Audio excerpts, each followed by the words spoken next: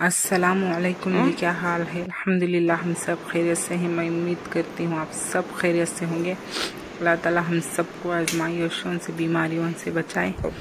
तो ये next day था, तो दूसरा दिन था। कल आए ना हम सब आए कल 5 बज गए थे, तो तकरीबन हाँ 5 बज गए थे। तो आते ही फाइनली साकिब को छोड़ना था, मदरसे से कॉल भी आ गया था सुबह में, तो जल्दी से आ गए थे। कहीं दूसरी जगह जाने का प्लान था, लेकिन मदरसे से कॉल आ गया था ना, तो नहीं जा पाए, इसलिए आए 5 बजे के करीब जल्दी। साकिब का तो सारा पैक कर ही रखी थी मैं, उसकी बैग वगैरह मदरसे में छोड़ने के लिए। तो आते ही जल्दी से लेकर जाकर छोड़ कर आए। फिर भी फ़ाइन भरना पड़ा था, 600 का फ़ाइन भर कर छोड़ कर आए थे। तो वहाँ से आए सब खा पी कर, हम नड़न के यहाँ ही खा पी कर रात में आए थे। 10:30 के करीब हो गए थे, 10 साढ़े 10 के करीब आकर थके हारे सो गए थे। तो ये दूसरा दिन था। सुबह बच्चे उठ गए थे, ये मिठाई वगैरह जो भी हम लेकर आए थे ना दरगाह के पास से, तो वो मैं दिखा रही थी। देखिए 9:15 बज गए थे। इज़हान अभी भी सो रहा था। साकिब के आखिब अपने बैग सेट कर रहा था, जो भी थे 15 दिन की हॉलीडे के बाद की स्कूल थी ना, तो बच्चों को रजा ख़त्म भी हो गई थी, तो छोड़ कर आ गई थी बच्चों के लिए। पराठे बनाई थी मैं, और सालन कोई था फ्रिज में, तो छोड़ कर आ गई थी। तो ये तबरुक बांटने के लिए बूंदी लेकर आई थी। बच्चों को छोड़ कर आते बस मिक्स करना है, इतना सारा लाने नहीं होता ना, ला नहीं सकते, इसे मिक्स कर लिया था मैंने। तो ये अम्मी के घर काट ली थी बस, तब मेरी बहनें और अम्मी के घर। तो चलिए, अम्मी भी नहीं है थे, गाँव पे गए थे ना, तो वो भी दरगाह को गए थे। तो आए तो जाकर मैं वहाँ पर ही रुक कर उनके लिए देकर आ गई थी। तो फाइनल घर पे वापस आ गई। 4:15 का वक्त हो रहा था। तो देखिए मैंने सबसे पहले कपड़े धोकर डाले। कपड़े इतने गंदे मैले हो गए थे ना, तो मैंने एक ट्रिप धोकर डाल दिया। बस अब एक ट्रिप है, शाम में और सुबह में धोऊंगी। तो मैंने काट कर रखा है पड़ोसियों को देने के लिए। तो ये अम्मी के घर से लेकर आई थी नान। अम्मी के घर गई थी ना, तो अम्मी भी नहीं थे, दरगाह गए थे। इज़हान अम्मी के साथ गया था, तो नान चिप्स वगैरह लेकर आई थी, मतलब जो भी था।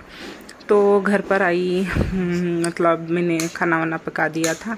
तो ये मेरा पार्सल आया था, मतलब मैंने बैग को ऑर्डर किया था, क्योंकि मेरी रेगुलर बैग थी ना, तो उसकी जिप चले गई थी। मतलब वो बैग मैंने ऐसे लिया नहीं था, लेकिन मेरी बहन है ना सलमा, उसने स्टिच कर दी थी। तो 1 साल के ऊपर हो गया था, 1.5 साल। तो मैं वो ही यूज़ कर रही थी, जिप चले गई थी, पुरानी भी हो गई थी।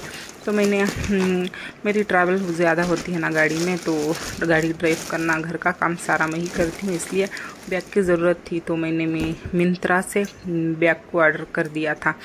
ये एक्जॉटिक की ब्रांड की बैग थी, तो मुझे अच्छी लगी, तो मैंने ऑर्डर किया था। तो ये मुझे पड़ी थी 735, इसका एग्जैक्ट रेट था। तो इसका डिलीवरी चार्ज मिलाकर 778 पड़ा था। तो 80 का हिसाब से 20 कम 800 पड़ी थी। तो है, जितना भी हो सके मैं दिखाऊंगी। तो आ गए थे, मतलब दूसरा दिन भी हो गया था। तो बच्चों को मैंने लंच पैक में बना दी थी, मूंग की दाल और रोटी बनाकर दे दिया था दोनों को, तो स्कूल जाने के लिए। फाइनली दूसरा दिन हो गया था। इतनी थकावट ना, कल सारा दिन में सो पता नहीं, बच्चे काम आते ही बेचारे बच्चे स्कूल को चले गए थे दूसरे दिन उठकर, लेकिन कल सारा दिन में सो कर नींद पेंडिंग हो गई थी ना। कहीं भी जाते हो तो आपकी नींद बैलेंस रह जाती है, जब नींद पूरी नहीं होती ना, तो चिड़चिड़ाहट सी शुरू हो जाती है। जो भी बात करो तो चिड़चिड़ाहट सी लगती है। तो ऐसा था, तो मेरी थकावट तो ख़त्म हो गई थी। तो ये देखिए दूसरा दिन बिल्कुल, मैंने जुमा का दिन था आज, तो मैंने कपड़े धोकर डाले थे। कल एक ट्रिप धो दिए थे, लेकिन आज एक ट्रिप धोकर डाली हूँ। देखिए सारे कपड़े मैं धोकर डाली हूँ। बस ये मेरा बाहर आंगन वगैरह धोना था। रात में भैया चावल लेकर आकर दिए थे, मोटे जो भी लेकर आकर देते हैं, तो ख़त्म हो गए थे। मैंने कॉल किया तो उन्होंने लाकर डाल कर गए थे। तो ये सारा सामान सेंधना है, नीचे का सारा सेंध कर पूरा पैक करना है। बच्चों को मैंने नाश्ते में आज बना कर दिया था, बैटर था ना चिल्लों का, तो उसी में ही मैंने चटनी पीस कर बना कर दे दी थी बच्चों को। कुछ नहीं बना, मेरे हस्बैंड भी खाए बिना चले गए थे सुबह में, तो बच्चों को ऐसे ही बना कर दे दी थी। डोसा वगैरह में अभी भी नाश्ता नहीं हुआ था, लेकिन ये सारा काम कर बाद में करूँगी। पहले आंगन धो दूँगी, ये क्लीन हो जाएगा, इसके बाद मैं सारा मतलब पूरा धोऊँगी। देखिए आंगन तो मेरा बाहर का धोकर झाड़कर हो गया था पोंछ कर, लेकिन घर का काम अभी भी ख़त्म नहीं हुआ था। पहले बाहर का मैंने फिनिश कर दिया था, तो ये घर का सारा काम है। नीचे का मैंने काउंटर पूरा सारा क्लीन करना है बकरीद के बाद। हाँ, मैं बकरीद में करी थी नीचे से, लेकिन थोड़ा थोड़ा बाजू से साफ़ कर ले रही थी, लेकिन पूरा डीप क्लीन करना है ना, तो ये सारा पोंछ कर सारे सफाई कर दूंगी। अभी करना बाकी है। तो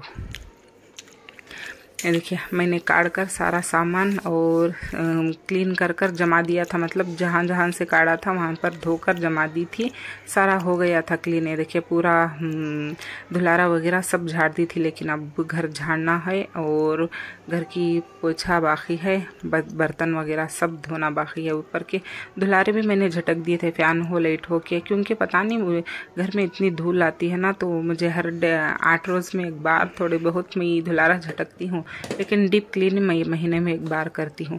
तो नाश्ता नहीं की थी मैं अभी भी, तो ये डोसा डाल रही थी अपने लिए। नाश्ता कर कर क्लीन कर कर दिखाती हूँ मैं आपको। तो मैंने नाश्ता करने के बाद पूरा सारा झाड़ दिया था, धुलारा वगैरह तो झाड़ दी थी, लेकिन नीचे झाड़ दिया था। ये देखिए, इतना कचरा पड़ा हुआ है, सारा मैंने किया, लेकिन हर डेली साफ़ सफाई चलती रही थी, लेकिन पता नहीं डीप क्लीन करने जाओ तो इतना कचरा वगैरह निकलता है। पता नहीं कहाँ पर था इतना कचरा, इतना धूल, इतनी मिट्टी। तो फाइनली मैंने झाड़ कर क्लीन कर दिए सारा, पोंछ कर भी साफ़ सफाई नीचे की और सब कर दी थी, लेकिन शेल्फ वगैरह शेल्फ बाकी था। बेसन भी मैंने धो दिया था, लेकिन सोचा आग लगे है तो चूल्हा भी धो दूंगी।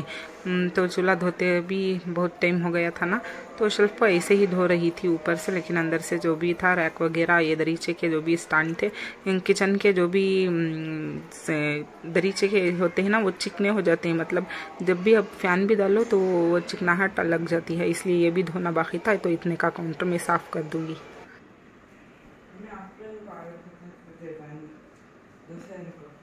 क्या करें ऐसा? तो मैंने घर की सफाई कर कर नमाज पढ़कर जो भी था पढ़कर सो गई थी 2:45 के करीब। तो अब उठी हूँ 4:15। बच्चे भी आ गए थे, देखिए बच्चे आ गए थे, तो अब उठ रही थी। कम है दर्द